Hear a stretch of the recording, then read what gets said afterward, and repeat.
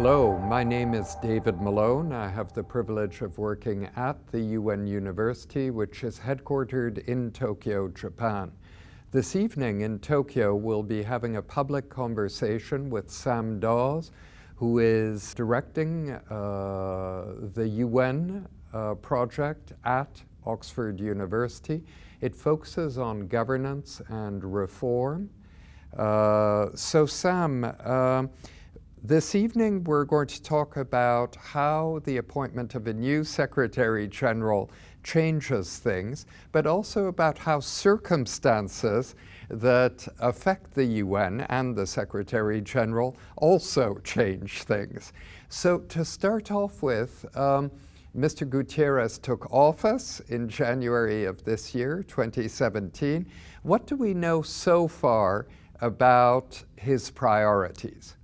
He said three things. First of all, that he's in listening mode.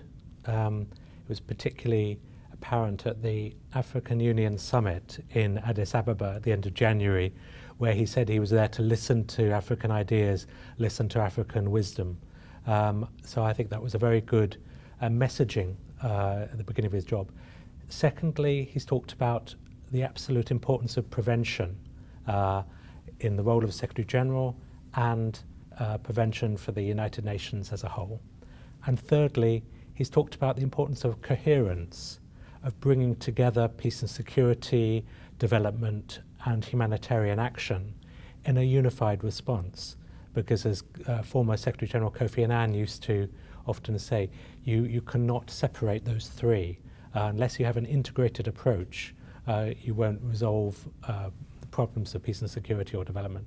Indeed, it's interesting that Ban Ki-moon laid a lot of emphasis on human rights when he was Secretary-General, but didn't strive very hard to integrate the various elements, strands of policy that he advocated. Now, on prevention, I think it's not just conflict prevention, of which many of us think when we hear the word prevention. Could you tell us a bit more about what Mr. Guterres has in mind? Absolutely. Well, part of his remarkable background, he's run the Socialist International, he's been Prime Minister of Portugal, but he also spent a decade as head of the UN Refugee Agency.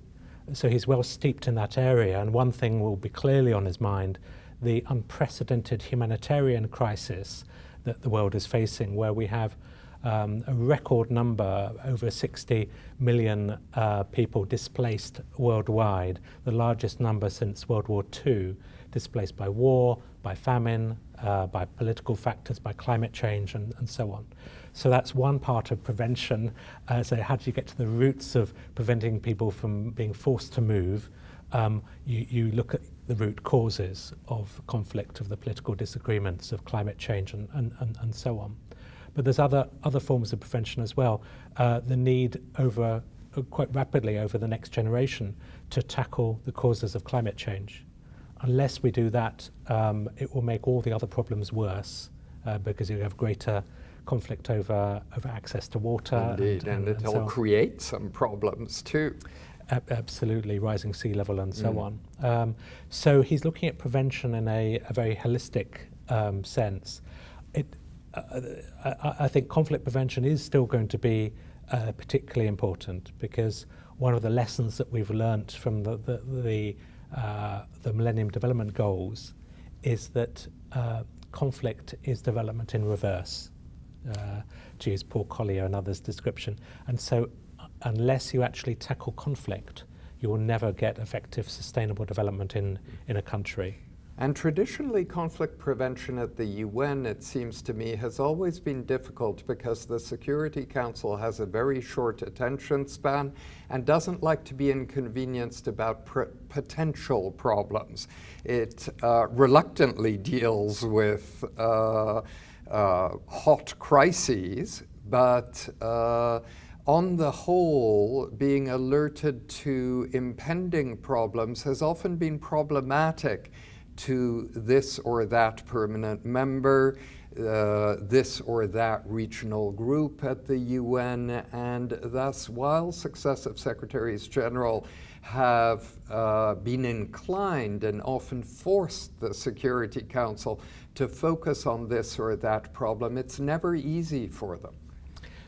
You're absolutely right. And there's a number of reasons for that, good and bad reasons. It's obviously impossible to prove that you prevented something. You can see the signs that something is happening, but so there's a reluctance to put money into things where it may not happen anyway.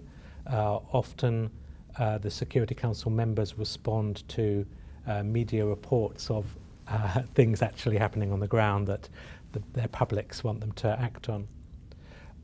The second issue is around sovereignty.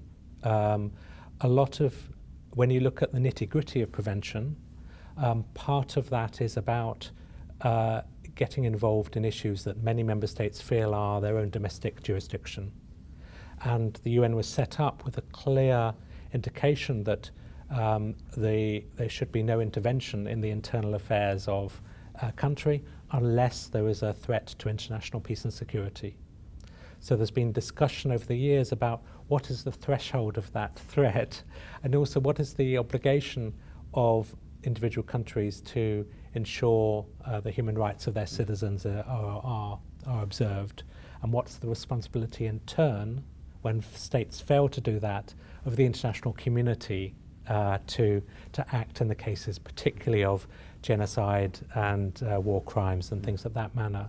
Now, the sensible answer, of course, to what is the threshold is whatever the Secretary General thinks could prove genuinely problematic. But in fact, Secretaries General have been intimidated by member states in the past, or at least serious attempts have been made to intimidate the Secretary General in connection with Security Council discussions. Well, the Secretary General has two roles in a way. There is the Chief Administrative Officer role mentioned in the UN Charter, where the Secretary General is in charge of running the organization as a CEO. But there's also a political role under Article 99, where the Secretary General has a responsibility to alert the Security Council to threats to peace and security.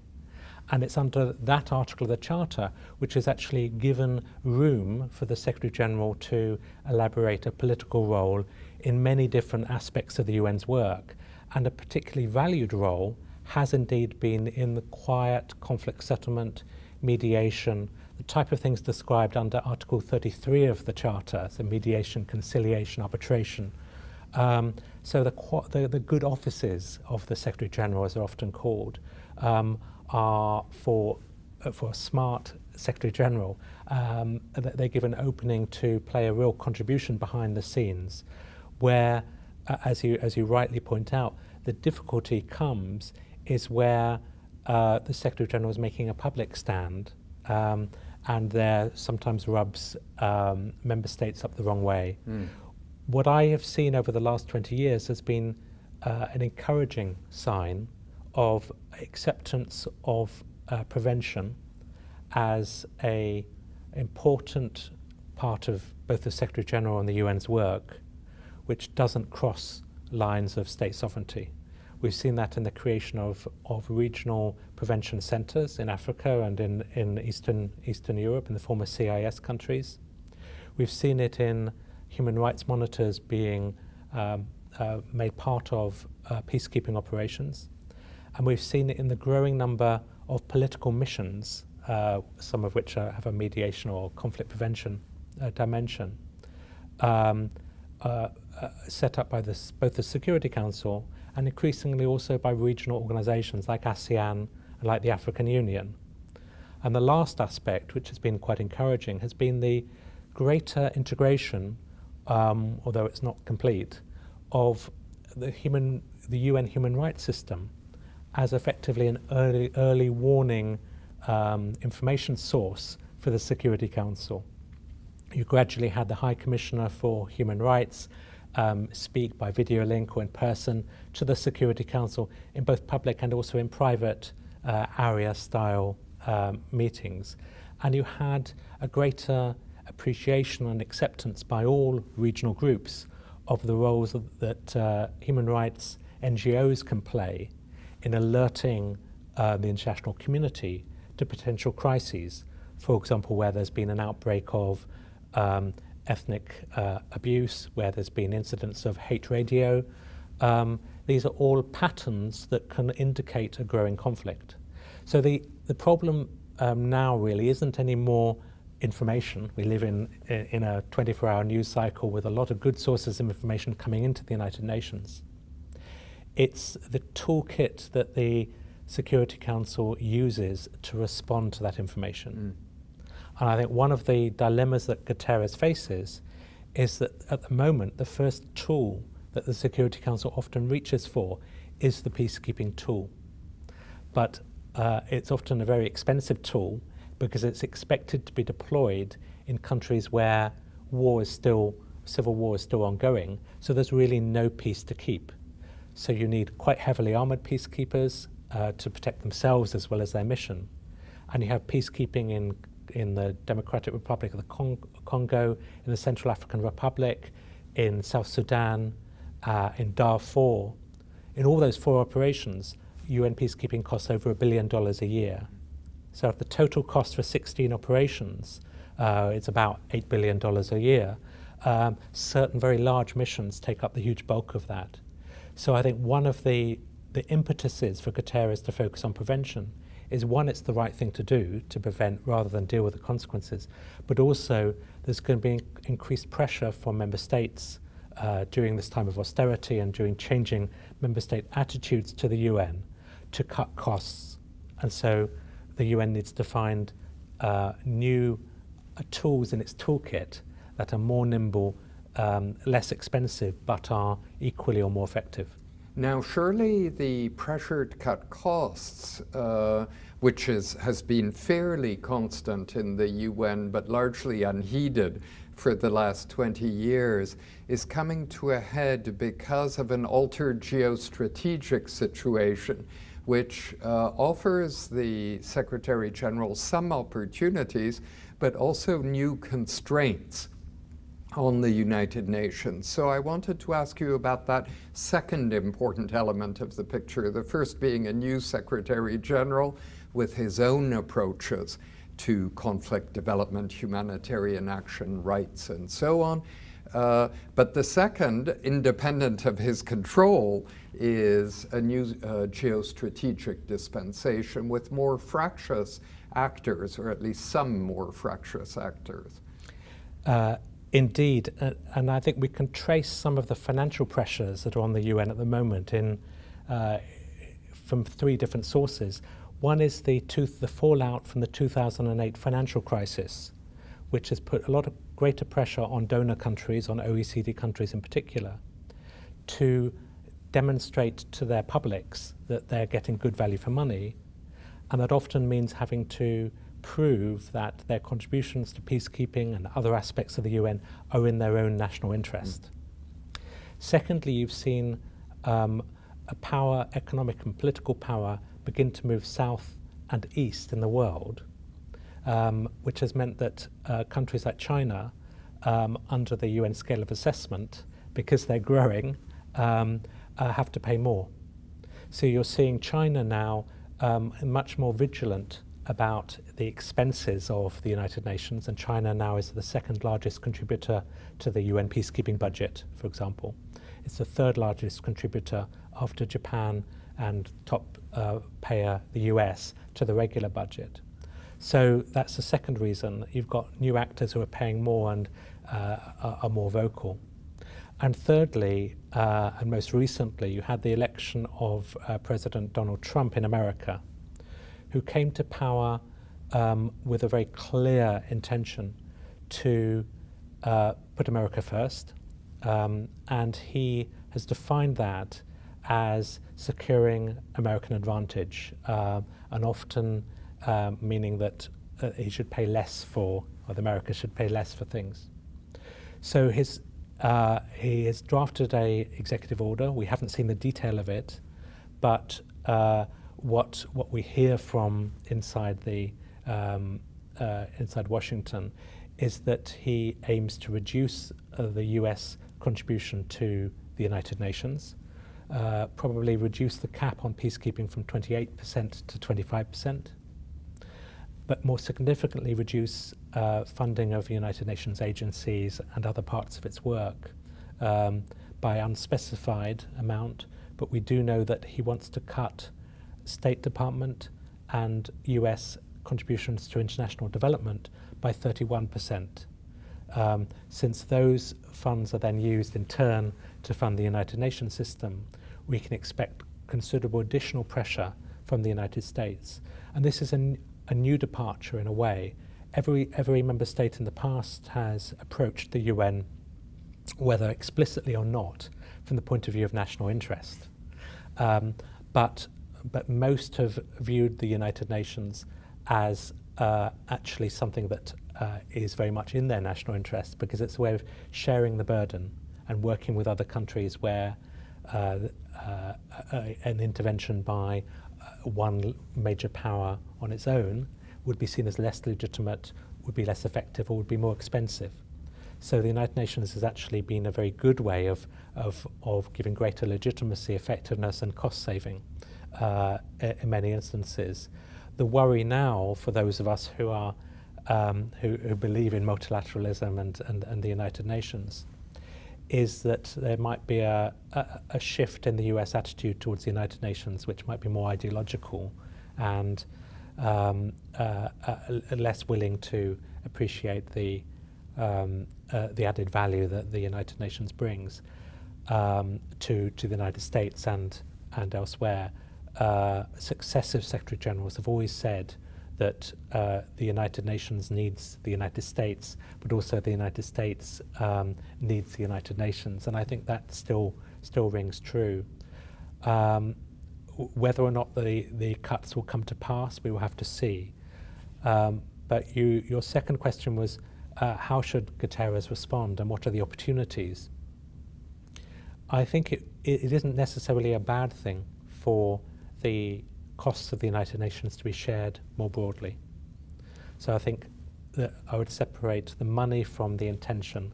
I think if the United States can still support the activities of the United Nations and a desire to make it more effective, more efficient, and so on, while paying less, I think that will Guterres can navigate that territory. I think it will put a greater emphasis on his ability to reach out beyond member states to new sources of financing. The Addis Ababa action agenda on financing for development contained some very positive language on how the private sector and private investment funds can contribute to the Sustainable Development Goals. The Addis Ababa Action Agenda was ratified unanimously by the General Assembly by both developing and developed countries. So it provides a roadmap to navigate quite a difficult area, which is how can the United Nations, which is a very member state-based organization,